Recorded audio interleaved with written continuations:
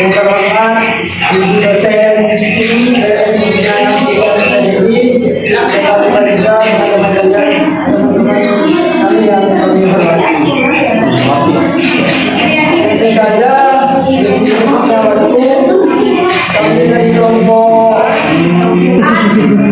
akan memperhatikan tentang budaya dan nilai-nilai dalam organisasi.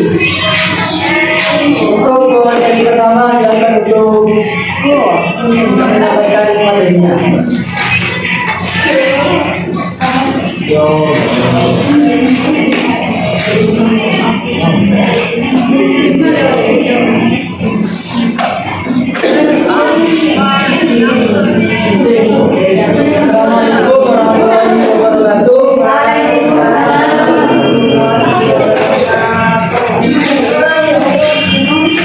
Saya materi pertama akan menjelaskan tentang pengertian nilai dalam organisasi. Definisi nilai organisasi menurut Loben dibutuhkan waktu yang lama untuk pembentukan suatu budaya organisasi.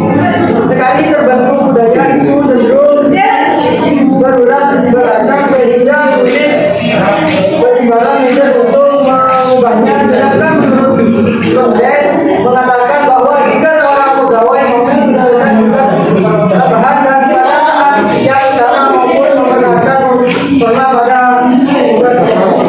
maka berarti beban kerja itu sebenarnya masih ringan atau paling tidak sedang. Nilai organisasi digunakan sebagai alat penyari dalam mengadaptasi berbagai budaya baru yang datangnya dari luar yang dapat menginspirasi organisasi dan dapat mengencang budaya yang telah ada.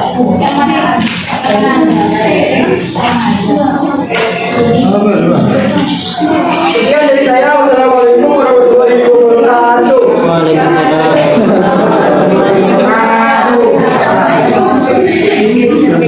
Selanjutnya yaitu tujuan berserta.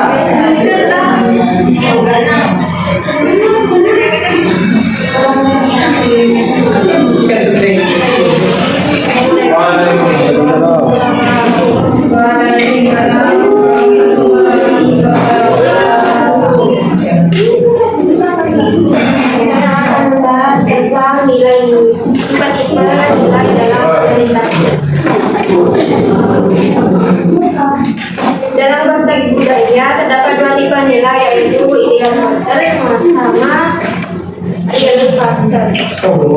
Ideal factor yaitu nilai dan norma budaya yang dimiliki atau dikampanyekan oleh satu kelompok masyarakat. Kalau real factor yakni nilai dan norma pada kenyataannya diterapkan. Contohnya, nilai bahasa Indonesia salah satunya adalah menuju keadilan bagi seluruh rakyat Indonesia.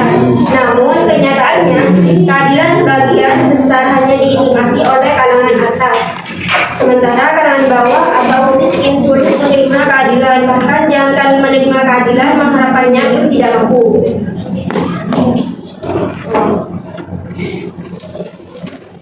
Nilai juga dipecah menjadi dua, yaitu nilai instrumental,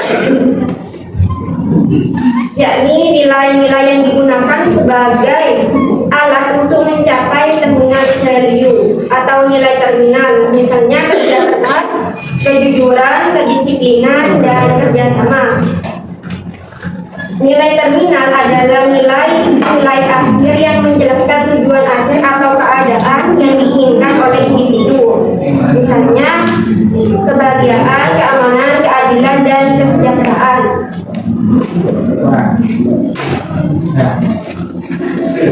Ada beberapa tipe-tipe nilai, meliputi A. Nilai-nilai ekonomi, nilai-nilai sosial, nilai-nilai individual, yang terakhir nilai-nilai ideologis. Yang dari saya, terima kasih. Terima kasih untuk berjuang. Lanjutkan dulu materi ketiga untuk menyampaikan materinya. Iya. Sudah.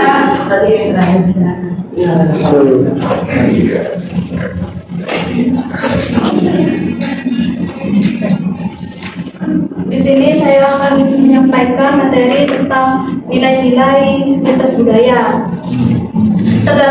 Terdapat 3 nilai tergandung dalam lintas, pertama itu keyakinan atau belief adalah suatu harapan positif atau keyakinan dan proses seseorang yang dipegang dan dihadirkan pada pihak lain.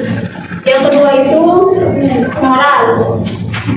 Moral diambil dari bahasa Latin yang berarti kebiasaan, yang berarti adat istiadat. Kata moral mengacu pada perilaku.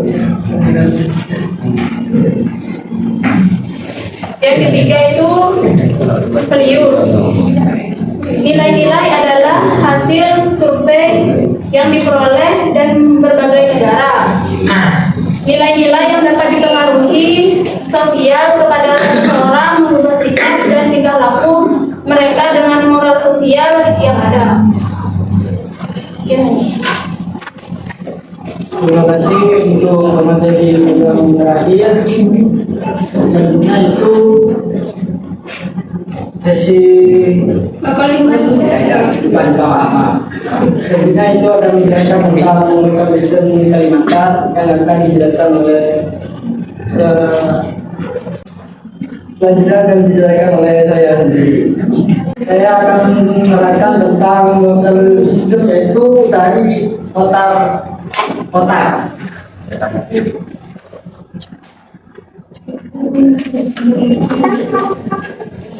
Dari otak yaitu menurut usul kota lama desa Radu Budak bernama Alipan. Otak diartikan sebuah perisai bentuk bulat yang dapat digunakan sebagai alat penangkis, penunjang atau teman pada saat menghadapi musuh di medan laga bahaya. Buat dari kayu,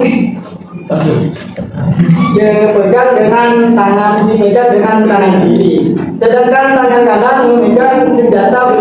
Beliau mengatakan bahwa otak mempunyai hubungan dengan kerajaan Sambas Hindu dengan rajanya yang bernama Ratu.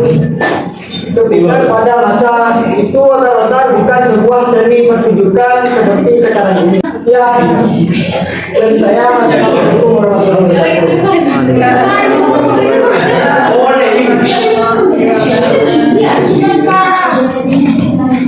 selanjutnya akan dijelaskan oleh pihak Misiana untuk lokal yang kedua.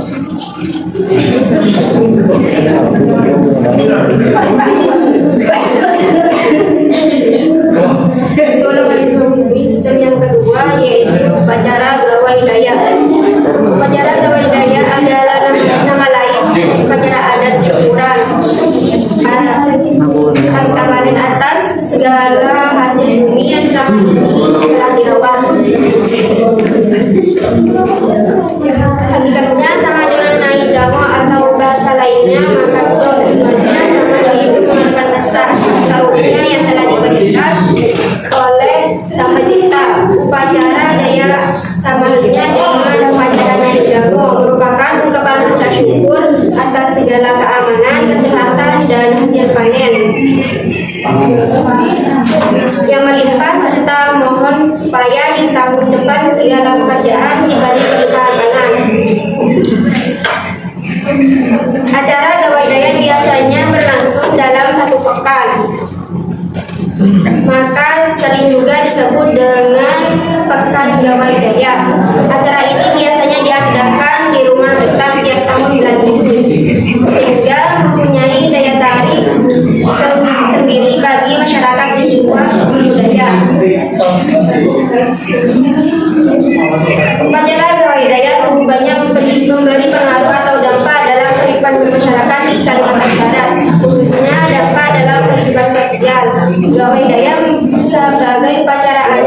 rutin dilakukan setiap tahunnya. Hal ini yang memberikan wadah atau tempat untuk saling bersilaturahmi pada setiap suku Dayak untuk berkumpul dan bertemu serta bermusyawarah untuk pelaksanaan upacara Gawai Dayak. Ya, dari saya terima kasih. Baik, selanjutnya lokasi sini yang ketiga yaitu dipimpin oleh Pak Sajalia. Assalamualaikum warahmatullahi wabarakatuh.